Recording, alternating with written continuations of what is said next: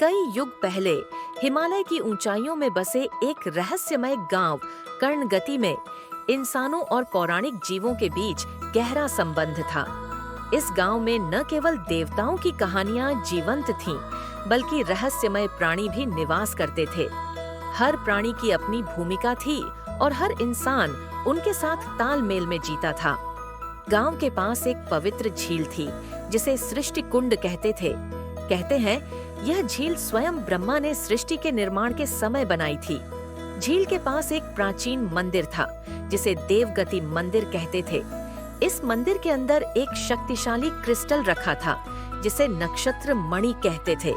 यह मणि गांव और उसके जीवों को शक्ति और संतुलन प्रदान करती थी। गांव के रक्षक वरुणेश एक जलद्राक्ष थे। उनका शरीर आधा मानव और आधा जल से बना था। उनका निवास सृष्टि कुंड की गहराइयों में था। उनकी शक्ति अद्वितीय थी। वरुणेश केवल तब प्रकट होते थे जब गांव पर कोई बड़ा संकट मंडराता था। गांव के लोग वरुणेश का बहुत सम्मान करते थे और उनकी पूजा करते थे। हर पूर्णिमा को गांव के लोग झील के किनारे दीप जलाकर उनकी आराधना करते थे। एक दिन जब सूर्य अस्त होने वाला था, आसमान अचानक काला पड़ गया। गांव के ऊपर एक विशाल छाया मंडराने लगी। यह कोई साधारण छाया नहीं थी, यह राक्षस कालेंद्र का आगमन था। कालेंद्र एक प्राचीन राक्षस था जो देवताओं के अभिशाप के कारण कई युगों तक बंदी रहा। अब वह मुक्त हो चुका था और नक्षत्र मणि को चुराने के लिए आया था। कालेंद्र की उपस्थिति से झील का पानी उबलने लगा और गांव के लोग भयभीत हो गए। वह मणि के बिना अपनी शक्ति नहीं पा सकता था, इसलिए उसने गांव पर हमला कर दिया। गांव के मुखिया वृद्ध देवदत्त ने एक आपातकालीन सभा बुलाई। उन्होंने कहा, हम सब जानते हैं कि केवल वरुणेश ही हमें बचा सकते हैं, लेकिन वह तभी प्रकट होते हैं जब संकट अपने चरम पर हो। हमें उनकी सहायता पाने के लिए कुछ करना होगा। सभा में एक युवा योद्धा अर्जुन खड़ा हुआ। मैं वरुणेश को बुलाने जाऊंगा, उसने निडरता से कहा। अर्जुन गांव का सबसे बहादुर योद्धा था, लेकिन उसके मन में भी कालेंद्र के भय का साया था। देवदत्त ने कहा, ठीक है, लेकिन तुम्हें सावधान रहना होगा। सृष्टि कुंड के रास्ते में कई पौराणिक जीव निवास करते हैं, वे तुम्हारी परीक्षा लेंगे। अर्जुन ने अपने धनुष और बाण उठाए और सृष्टि कुंड की ओर चल पड़ा। रास्ते में सबसे पहले उसने वायु शिखर नामक स्थान पार किया। वहाँ एक गरुड़ राज उसकी राह रोककर खड़ा था। गरुड़ राज ने गरजते हुए कहा, यदि तुम वरुणेश से मिलना चाहते हो तो पहले मेरा प्रश्न हल करो। अर्जुन ने सिर झुकाकर कहा, पूछिए गरुड़ राज। गरुड़ राज ने पूछा, संसार में सबसे बड़ी शक्ति क्या है? अर्जुन ने थोड़ी देर सोचा और कहा, यह प्रेम है जो न केवल इंसानों को बल्कि देवताओं और प्राणियों को भी जोड़ता है। गरुड़ राज प्रसन्न हुआ और उसने अर्जुन को आगे बढ़ने दिया।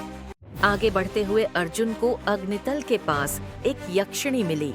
उसकी आंखें लाल थीं और उसके चारों ओर अग्नि की लपटें थीं।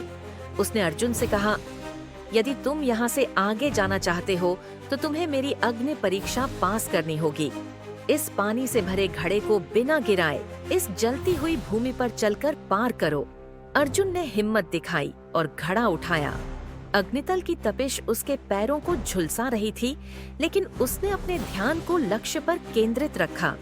जैसे ही उसने घड़ा सुरक्षित दूसरी ओर पहुंचाया, यक्षिणी ने उसे आशीर्वाद दिया और आगे बढ़ने दिया।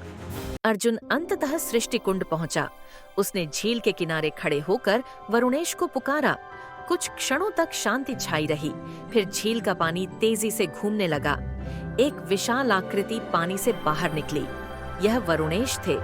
अर्जुन ने उनसे गांव के संकट की बात कही। वरुणेश ने गहरी आवाज में कहा, मैं जानता हूं कि कालेंद्र ने हमला किया है, लेकिन उसे हराने के लिए न केवल शक्ति की आवश्यकता है, बल्कि बुद्धि और एकता की भी। वरुणेश और अर्जुन ने मिलकर एक योजना बनाई। वरुणेश ने कहा, कालेंद्र की शक्ति उसकी छाया में है, हमें उसकी छाया को नष्ट करना होगा। इसके लिए हमें देवताओं की सहायता लेनी होगी। अर्जुन ने वरुणेश के निर्देशों का पालन करते हुए देवताओं से प्रार्थना की। उनकी प्रार्थना सुनकर इंद्र, अग्नि और वायु ने अपनी शक्तियां प्रदान की। गांव पर लौटने पर अर्जुन और वरुणेश ने देखा कि कालेंद्र ने मंदिर पर कब्जा कर लिया था। उसकी छाया पूरे गांव में फैल चुकी थी। अर्जुन ने इंद्र से मिली वज्र शक्ति का उपयोग करते हुए कालेंद्र की छाया को विभाजित कर दिया। वरुणेश ने अपनी जल शक्ति से छाया को नष्ट कर दिया।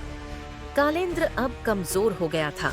इस अवसर का लाभ उठाते हुए अर्जुन ने अपने बाण से कालेंद्र को समाप्त कर दिया। जैसे ही कालेंद्र मारा गया, मंदिर और गांव में फिर से शांति छा गई। नक्षत्र मणि को उसकी जगह पर सुरक्षित रखा गया।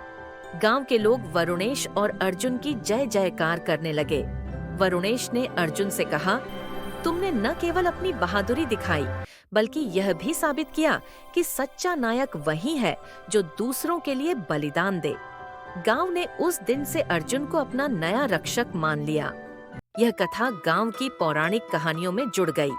कर्णगति के लोग अब भी हर पूर्णिमा को वरुणेश और अर्जुन को याद करते हुए झील के किनारे दीप जलाते हैं। यह कथा हमें सिखाती है कि बहादुरी, बुद्धि और एकता से सबसे बड़े संकटों का भी सामना किया जा सकता है। दोस्तों, आप सभी का तहे दिल से धन्यवाद। आपकी लगातार सपोर्ट, प्यार और प्रोत्साहन ही हमें आगे बढ़ने की प्रेरणा देता है। आपने हमारे चैनल को अपना समय दिया, हमारे वीडियो देखे, लाइक, कमेंट और शेयर किए, उसके लिए हम दिल से आभारी हैं। धन्यवाद।